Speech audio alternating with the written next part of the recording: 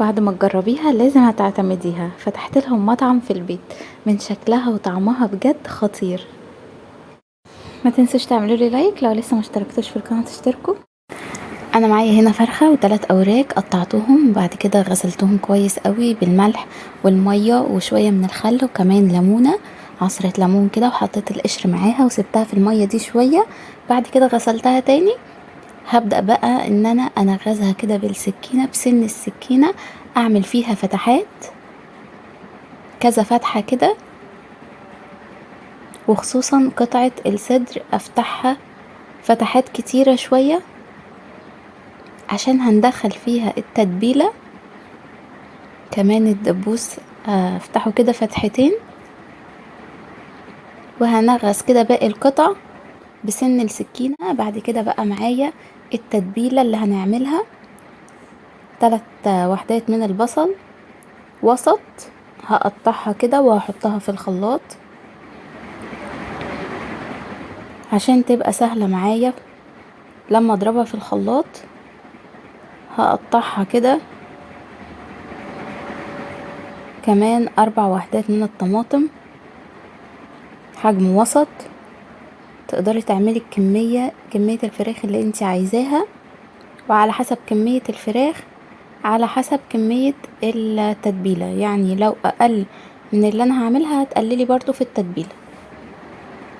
كمان 2 من الفلفل الحامي و5 فصوص من الثوم، ضربتهم بقى مع بعض كويس قوي لحد ما نعموا. معايا بقى التوابل، ملح وفلفل اسود، بهارات شوي او بهارات الشيش طاووق برضو بتبقى حلوة معاها. كمان شوية من القرفة والجنزبيل، بهارات فراخ والفلفل الاسود. ضفت بقى كل ده مع بعض على الخلطة اللي احنا عملناها، وضربتهم تاني مع بعض في الخلاط. بعد كده هضيف شوية من الزيت وشوية من الخل.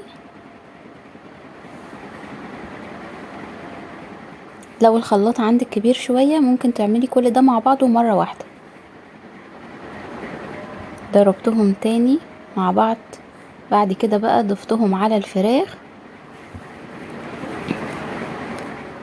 اهم حاجة بقى ان احنا نشيل الجلد من على الفراخ وندخل التتبيلة في الفتحات اللي احنا عملناها، عشان لحم الفراخ كده يبقى متشرب بالتتبيلة وطعمه حلو، ما يبقاش التتبيلة على الجلد بس ونيجي ناكل اللحم بتاع الفراخ نفسه ما يبقاش ليه طعم.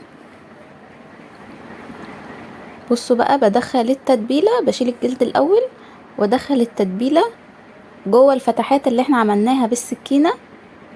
تتبيلة بتخلي طعم الفراخ جميل جدا.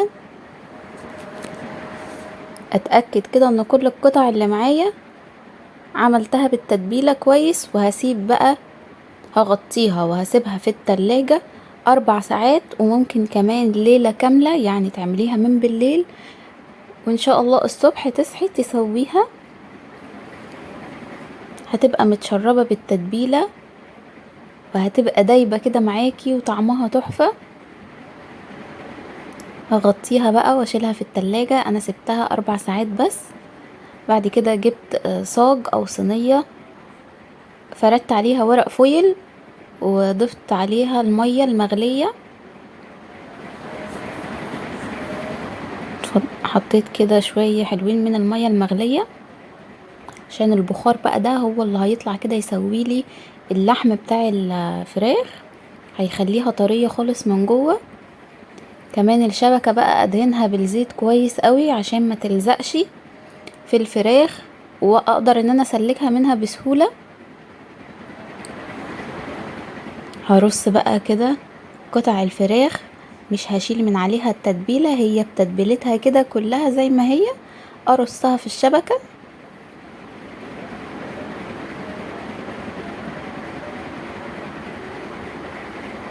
تتبيلة بقى دي كمان هتدي لون حلو كده للفراخ بعد ما تستوي.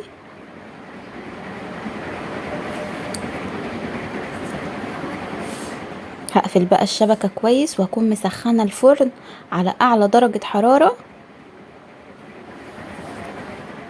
وهدخلها الفرن لحد ما تاخد اللون الحلو ده وتكمل وتستوي كويس قوي. بصوا بقى واخده لون تحفه، اللحم من جوه دايب. وعايزه اقول لكم كمان ان الشوايه الوش اللي احنا بنحطه من فوق بياخد اللون وبيبقى لونه حلو، والوش اللي تحت اللي بيبقى عند البخار بيبقى لونه فاتح. فاحنا قلبنا الشوايه على الوش التاني عشان تاخد لون من تحت ومن فوق، ما تبقاش واخده اللون من فوق بس. بعد ما خدت اللون من فوق قلبناها بقى على الوش التاني. بص بقى اللحمه من جوه دايب خالص. ما تنسونيش في اللايك لو الوصفه عجبتكم، لو لسه ما اشتركتوش في القناه تشتركوا، وان شاء الله جربوا الوصفه دي هتعجبكم جدا. تقولوا لي ايه رايكم. بصوا بصوا بجد يعني شكلها وطعمها تحفه.